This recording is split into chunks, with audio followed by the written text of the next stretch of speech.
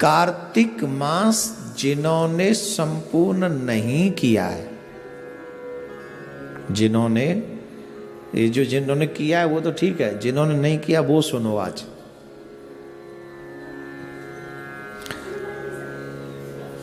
अरे आप शांत रहिए ना। जिन्होंने नहीं किया है वो सुनो, जिन्होंने व्रत नहीं किया है, मतलब जिन्होंने पूरा कार्तिक नहीं स्नान किया वो सुने।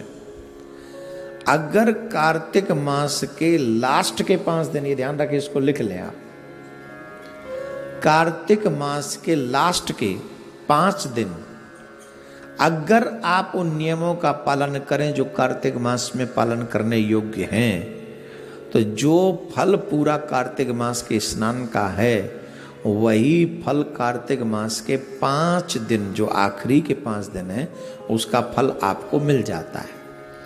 ये हम नहीं बता रहे हैं, ये पुण्य जो है पितामह भीष्म ने धर्मराज जी को बताया। और पूरे महीने जिनसे न हो पाया हो उन्हें कम से कम 5 दिन ऐसा करना ही चाहिए। ये कार्तिक मास अपने आप में बड़ा पवित्र पुनीत है, और मैं तो कहूंगा आप भी कीजिए और अपने बच्चों से भी करवाइए, क्योंकि आप हैं तो अभी बच्चे कर लेंगे, कल को शायद आपके बच्चे न करें, समझ ही नहीं पाएंगे, इतने मॉडर्न हो जाएंगे, इतने वो हो जाएंगे, शायद न कर पाए। आप कीजिए, मैं बताता हूं नियम क्या। वैसे तो 5 के 5 दिन व्रत करना चाहिए, ब्रह्मचर्य का पालन करना चाहिए, क्रोध का त्याग करना चाहिए। मैं ये शॉर्टकट में बता रहा हूं जिससे वीडियो छोटी बने और आपको सब तक पहुंच जाए। 5 जो दिन है वो कब से प्रारंभ होंगे?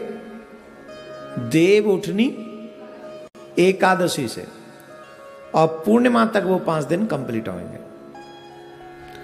देव उठनी एकादशी से पूर्णिमा तक आपको ये व्रत करना है। और देव उठनी एकादशी कब है जी?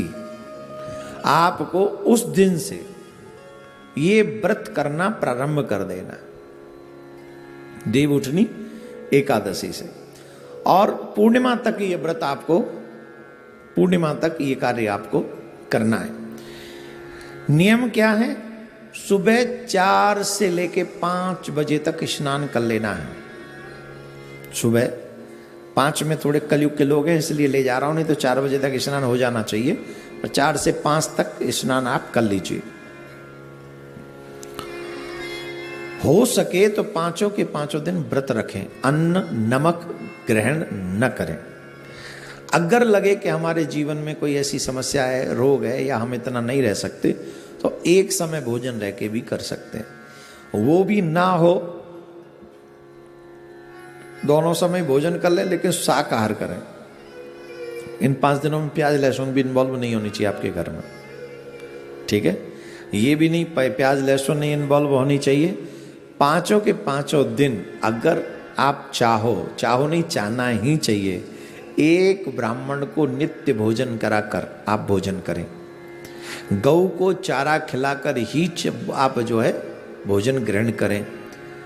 पक्षियों को कुछ खिला दे तो कुछ करें उस, और जितना, अगर ये संभव नहीं है कि 5 दिन हम एक कॉन्टिन्यूस ब्राह्मण को बुलाएं, तो आखिरी के दिन, पूर्णिमा के दिन, हम 5 ब्राह्मण बुलाकर अपने घर में भोजन जिमा सकते हैं। पर डे करने की बजाय हम एक दिन में ही कर सकते हैं। ब्रह्मचर्य का पालन अवश्य करें। ये 5 दिन जो है पितामह भीष्म ने धर्मराज जी को बहुत बड़ा उपदेश दिया था। ये उपदेश 5 दिन तक चला था।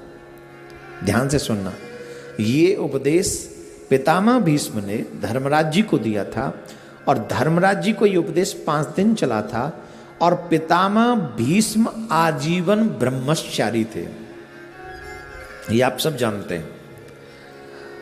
और इसीलिए भगवान श्री कृष्ण ने ये कार्तिक मास के ये 5 दिन जो हैं, यही 5 दिनों में उन्होंने ये उपदेश दिया था। तो ये 5 दिन पितामह भीष्म को श्री कृष्ण ने अर्पण कर दिए, और कहा कि आज से कार्तिक मास के आखिरी के 5 दिन जो भी व्रत करेगा, जो भी इन नियमों का पालन करेगा, जो फल पूरे कार्तिक के स्नान का मिलता है, वो फल उनको इन 5 दिनों में मिल जाएगा।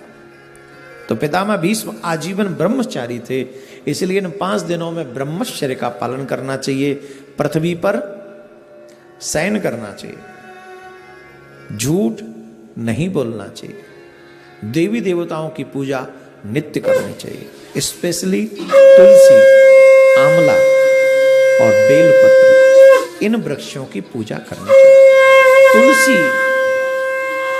हमारे सनातन में बहुत पूजनीय हैं, इसलिए तुलसी के बिरवे के पास जो ये व्रत करें उन्हें सुबह शाम दीपक जलाना चाहिए, घी का दीपक, शुद्ध देसी गाय के घी का दीपक, भैंस का नहीं।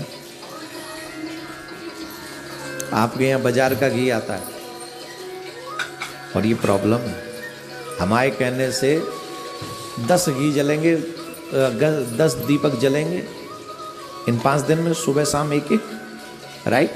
तो आप 10 दीपकों में कितना घी लगा दोगे? 200 ग्राम, 300 ग्राम, इससे ज़्यादा तो नहीं। 300 ग्राम नहीं, 200 ग्राम ही घी ले आओ, लेकिन वो शुद्ध लाओ और तुलसी मैया के आगे सुबह शाम वो दीपक जलाओ।